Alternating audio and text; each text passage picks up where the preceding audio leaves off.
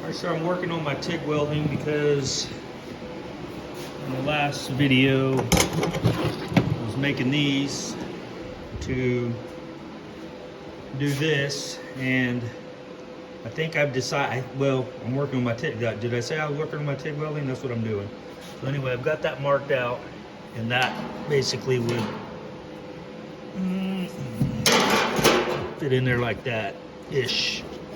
Something like that. Anyway, but I don't want to warp this panel, and this is thin sheet metal, and this is an expensive part. So the whole deal with the TIG is you can planish it back out flat. So I'm working on getting more consistent, which looks like I'm doing a pretty good job. And so I stopped. I haven't gone all the way across, so I stopped, and I was just going to kind of show you what I'm doing here. But you can see the metal is definitely starting to warp up. Well, that's why I got that, so I can planish that back out. And as I've gone, I've kind of planished. You can kind of see the first couple I've hammered out a little bit. But, so I don't know if I should hammer it as I go or just make the pass. And I've seen them do it totally different. I've seen them go all the way across in one swoop. And I've seen people do it like this, and I don't know if they planish in between each one or what, but anyway, that's kind of what I'm doing, and I thought I'd kind of just take you guys along and show you what I got going, because if I can get this back really flat, then it'll give me confidence to do that one. If I can't, and I've got all these buckles and, you know, it's all wonky, well, I don't want that on my sail panel, right? So I'll have to figure out something different. So I'm gonna run a couple more passes on this. You probably won't be able to see a whole lot, but because I'll likely be in the way. Get right in the camera's way. I'm not real sure.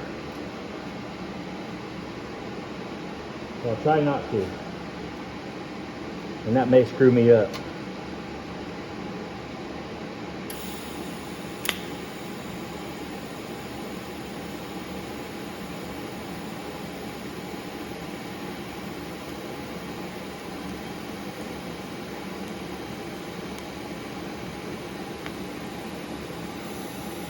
And it did screw me up a little bit.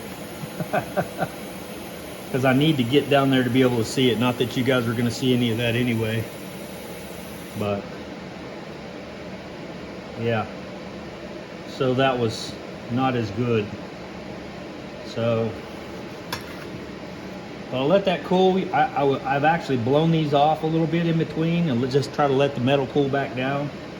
And so, but you can see, I don't know if you can see that, but it's still warping pretty good. So I'll be interested to see if that'll planish back out. So I think what I'm going to do is go ahead and finish it off camera. Then I'll bring you back when I planish it out to see how that actually turns out.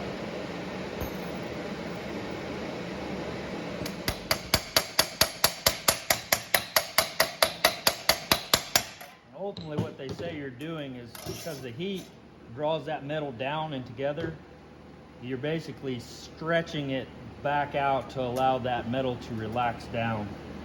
So you can go too far and it you know, crowning it up, my understanding. You can see there I'm not actually hitting the metal.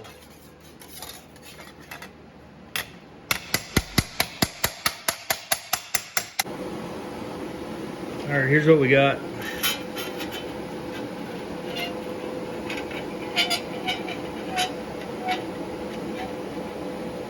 There's a little bit of a gap still, not too bad if I hold the camera right.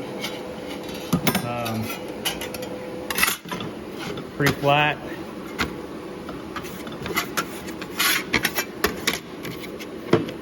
Probably could work it with my hands a little bit. This was the back side. Haven't finished that out to where it looks like this in here yet, because I wanted you guys to see how that was looking as I go. And I keep planishing. I ground it down and planished it with this on here.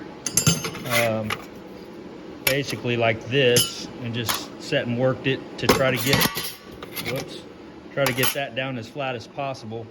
I'm going to continue to take the weld off until I get it as close as possible, and then I'll smooth that out and see what we have, see how flat I can get it, and then decide if I want to try it on a cell panel or not. All right, so there it is. I think I overplanished it a little bit because I've got a little bit, it's pretty flat, but flip it over like that, there's a little bit of movement in it. I'll be able to do this with one hand. But anyway, let me push it down like there's a little bit of oil, tin can in, and if I shrunk it in the middle just a little bit, it would be dang near perfectly flat. I'm not sure exactly what I did wrong, other than maybe I overplanished it in the middle too much and it drew it up too high, just a little bit. But like I said, I think if I shrunk that, which I'm gonna do, I'll take my little torch here and put me a little spot right in the middle, shrink it down and see if I can't get that to pull out. But again, I don't want to be doing this on that, so I got to get this down to where, you know, like you can see just a little bit. So for the most part, this would be great for any kind of patch panel I was doing on the side, but like I said, on that up there, I really need it to be really good, like really better. Really better. It's got just a little bit of an arch. So yeah, I don't think a roadster shop will be hiring me anytime soon, but it's good enough for this guy in his garage, I think. But maybe not good enough for that just yet. So I don't know. Let me shrink this and see what I get, and I'll bring you back if it helps. It may make it worse. But, all right, so here's what I got. I decided to go ahead and do it. We'll see what happens. Nice tight fit. Everything is really tight. I even bent this edge down here to come down like the rest of that as it turns in.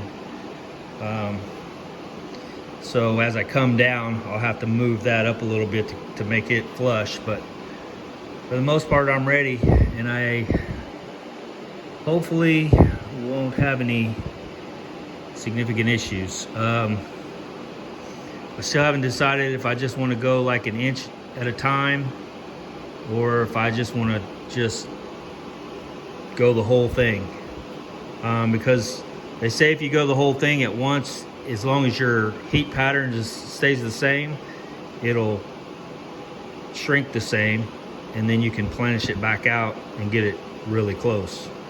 You can see here my panel looks really good, and my goal is to not put a bunch of ripples in it. So, and last night, the panel I finished up, this panel here was my practice, and you can see it's turned out pretty freaking straight. I did have to shrink it a little bit right in the middle because I had that oil canning.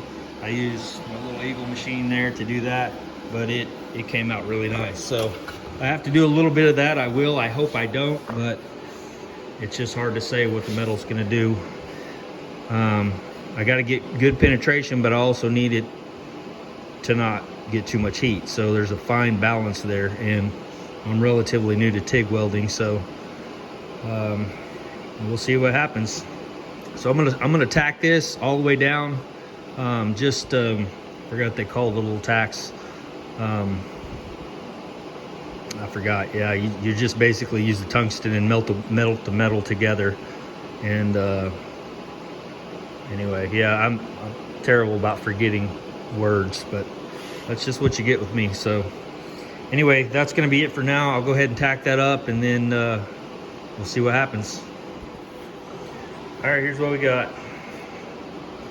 The little tacks I was talking about, like just melting the metal together. A couple of them I blew through, but that's if the metal's not perfectly tight or whatever, it tends to do that. So Everything is really, really straight. Nothing's warped. At this point, of course, that's just baby tacks. And now I've got a backer under here, and I'm going to go, that's like a 1/2 inch at a time, maybe a 1/4 inch, and see what happens, and see if it starts getting goofy on me. But I'm gonna do that off camera just because I don't need the extra nerves of you guys watching. So I'll bring you back. See ya. All right, I think we pulled this off. And warpage, if there's any, it's hard for me to see it. So there might be a little bit, but for the most part, that panel still looks nice and smooth. I was worried about that thing getting all wavy and jacked up, but I kept my heat zone really small. You can see my finger here. Kind of give you an idea how big those are. About the size of my tip of my finger. Some of them I did really well, and some of them I kind of didn't do as well, but like that there's a little not hot enough, and then that one there was really good. So if I can get a little more consistent with my beads and get them a little more flat, because those are tiny. What I did was I used MIG rod, this 035, and that seemed to work better than the 16. I think it's a 16. That's what I was using, this 045 rod. But yeah, that 35 seems to work really good. And looks like it turned out pretty good. I'm a little grinding, and let me flip this over and see if I can show you the back side. Hard to do with one hand. So there's that.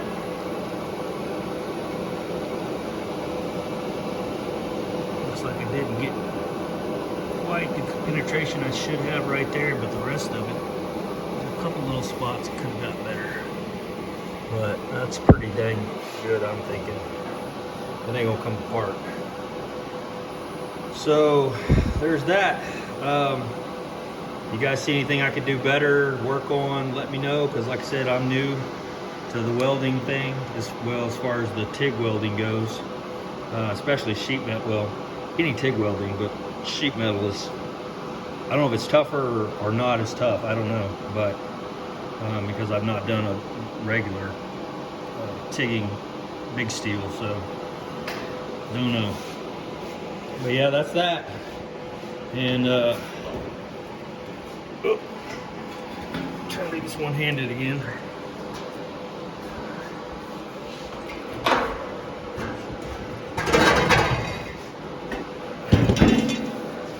Yeah, I think that'll sit on there pretty nicely.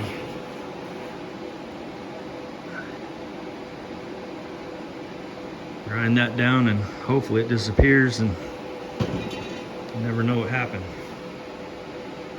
All right, guys.